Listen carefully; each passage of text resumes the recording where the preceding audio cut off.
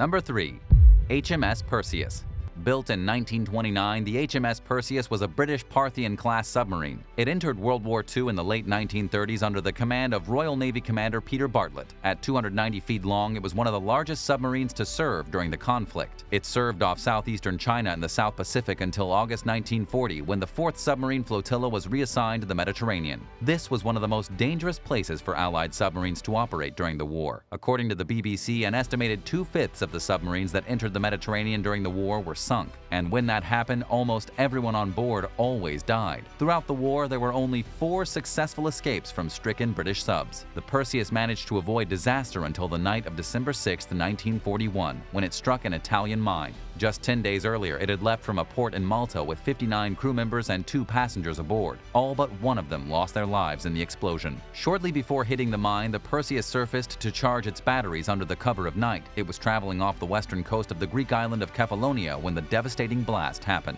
The lone survivor, 31-year-old Navy stoker John Capes, later said that he was sleeping when disaster struck with what he described as a life-shattering jolt. He was thrown out of bed and had little time to think as the lights went out and the Perseus plummeted toward the sea floor. Water began spewing into the engine room as Capes grabbed a torch and saw that he was surrounded by at least a dozen dead floating bodies. He couldn't exit through the engine room door, which was forced shut by the weight of the water that was pushing against it from the other side. It was clear that the door was becoming weak under the immense pressure and that Capes had to act fast if he wanted any chance of surviving. By the time he helped 2 injured men to the escape hatch they exited through, the submarine's depth gauge was reading at over 270 feet. Far deeper than the breathing equipment that the men were wearing had been tested at. The breathing device helped Capes float up to the water's surface, where he waited for the 2 other survivors. Neither of them appeared. Capes spent the next 8 hours swimming the 5-mile distance to the shore of Kefalonia in the frigid winter weather. When he arrived at the beach, he collapsed from exhaustion. At the time, the island was under Italian occupation. Not wanting the castaway to fall into Axis hands, nearby residents covertly helped Capes to safety. He spent the next year and a half living on Kefalonia in disguise and under various aliases with the help of Greek intelligence officials until he finally had the opportunity to leave safely. An investigation of the wreck revealed that the depth gauge had malfunctioned and that it had come to rest at a depth of 170 feet, roughly 100 feet shallower than the gauge had read. Despite this, Capes still managed to defy the odds by surviving. Medically speaking, it shouldn't have happened, and whether he saved himself on pure determination or thanks to a physical anomaly remains a mystery.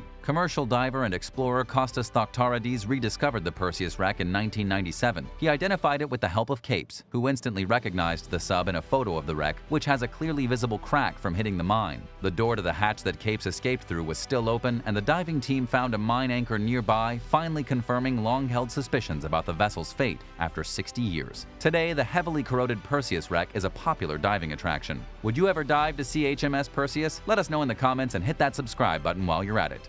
Number 2. USS Indianapolis. The U.S. Navy heavy cruiser USS Indianapolis was conducting a mock bombardment drill off Johnston Atoll in the South Pacific when the Japanese bombed Pearl Harbor on December 7, 1941. It participated in an unsuccessful search for the Japanese carriers responsible for the attack and then escorted the aircraft carrier USS Lexington to the waters south of Papua New Guinea as part of a unit of ships called Task Force 11. After serving in the New Guinea campaign, the Indianapolis escorted a convoy to Australia. From there, it headed to Alaska to provide support in the Battle of the Aleutian Islands, where the task force attacked Japanese-occupied Kiska Island. The ship remained near the Aleutian Islands until the middle of 1943, when it returned to the South Pacific. Between then and late 1944, it participated in the invasion of the Gilbert Islands known as Operation Galvanic, the Battle of Macon, the Battle of Saipan, the Battle of the Philippine Sea, the Battle of Tinian, and the Battle of Peleliu. In early 1945, the Indianapolis served in the waters off Japan, where it assisted in the landings at Iwo Jima and the Battle of Okinawa. The ship played a major role in the Allied World War II victory with all the support it provided in major battles and operations. But its biggest impact on the conflict's outcome came in July of 1945, when it underwent a top-secret mission to transport uranium and other components for the atomic bomb nicknamed Little Boy that was dropped on Hiroshima weeks later. After dropping the materials off at the Tinian Island Naval Base in the Mariana Islands and stopping in Guam, the Indianapolis sailed towards Leyte Gulf in the Philippines to participate in a training exercise with the battleship USS Idaho. The vessel was nearly 2 days into its journey when it was struck by a Japanese torpedo in the middle of the night. A nearly 65-foot chunk of the ship's bow was blown off, and a tank containing 3,500 gallons of aviation fuel burst into flames. Then a second torpedo struck, hitting several fuel tanks and powder magazines and setting off a series of explosions that ripped the Indianapolis in two.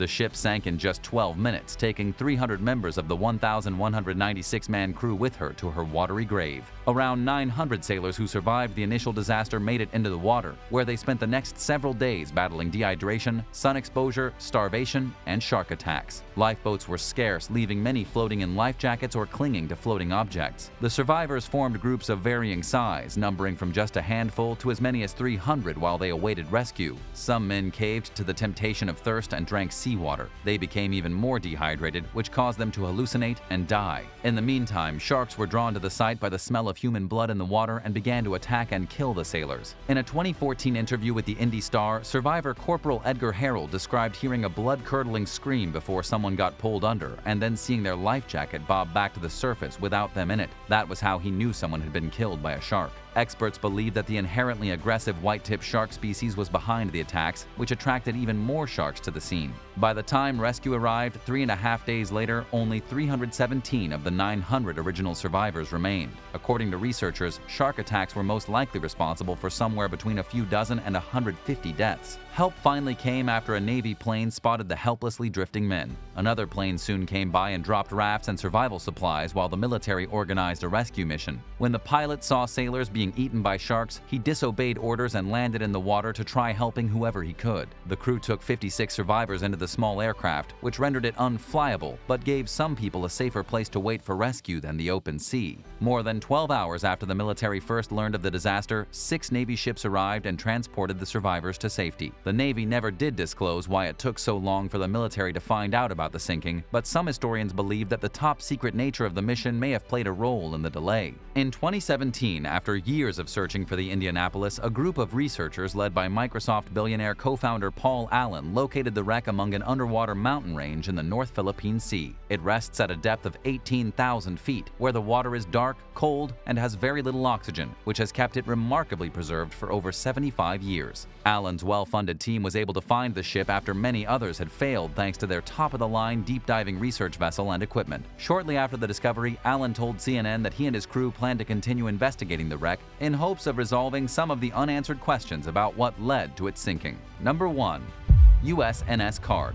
The 465-foot-long USS Card was one of 45 Bogue-class escort carriers that were built in 1941 as part of America's Lend-Lease program. It spent much of World War II operating as the flagship of a unit known as Task Force 2114. As a hunter-killer group, also known as a convoy support group, the fleet's job was to protect merchant convoys by destroying German submarines in the North Atlantic. The Card and its aircraft were credited with destroying 11 German submarines throughout the war, making it one of the most successful ships of its class. Immediately after the war, it participated in an effort to repatriate 8 million American military members from overseas known as Operation Magic Carpet. The ship was decommissioned in 1946. It re-entered service in 1958 as the USNS Card and operated as an aircraft transport under the command of a civilian crew as part of the Military Sea Transportation Service (MSTS), which supplies the U.S. military with sea lift and ocean transportation. Starting in 1961, the ship regularly delivered supplies to Saigon for the South Vietnamese government. The port of Saigon was heavily guarded around the clock by police, the military, and undercover agents, but Viet Cong agents still managed to infiltrate the port and keep tabs on the activity that went on there. And the high level of security didn't stop VC Commander Tran Hai Fung from ordering his forces to attack the Card. He plotted the attack with help from Lam Son Nao, a Viet Cong commando who worked at the port as an electrician. In late 1963, Nao and his fellow commando mistook the Card's sister ship, the Core, as their target and wired it with 180 pounds of explosives. Luckily, a battery died and the bombs failed to explode. When Nao realized the mistake, he told his superiors, who encouraged him to destroy the Card at all costs. He got his chance to do so when the ship arrived in Saigon on May 1, 1964. That evening, he and a fellow commando loaded a new battery and bomb onto a canoe and traveled to the port along the Saigon River. After reaching the port district, they were stopped by a South Vietnamese police commander who let them pass by in exchange for a bribe, and the promise of another bribe on their way back through. The pair stopped at the entrance to a sewer tunnel and assembled the bomb device. They then swam through the tunnel and to the Card, which was anchored nearby.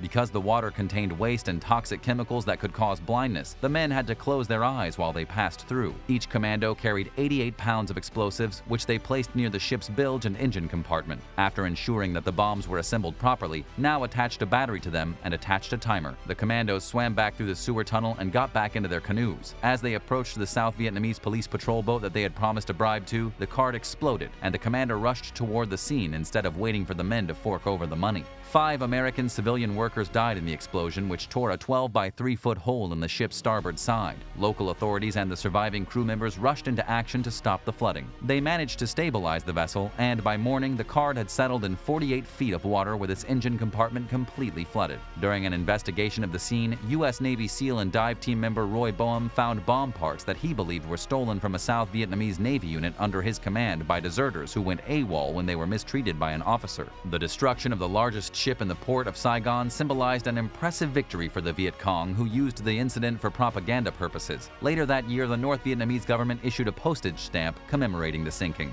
For a long time, the U.S. Navy denied that the Card had been sunk. It took 17 days to pump the water out of the ship and refloat it. It re-entered service in late 1964 after undergoing repairs and remained in operation until 1970. Thanks for watching. Which one of these doomed war machines did you find the most interesting? Let us know in the comments below, and don't forget to subscribe. Thanks again, and we'll see you next time for another amazing video right here on American Eye.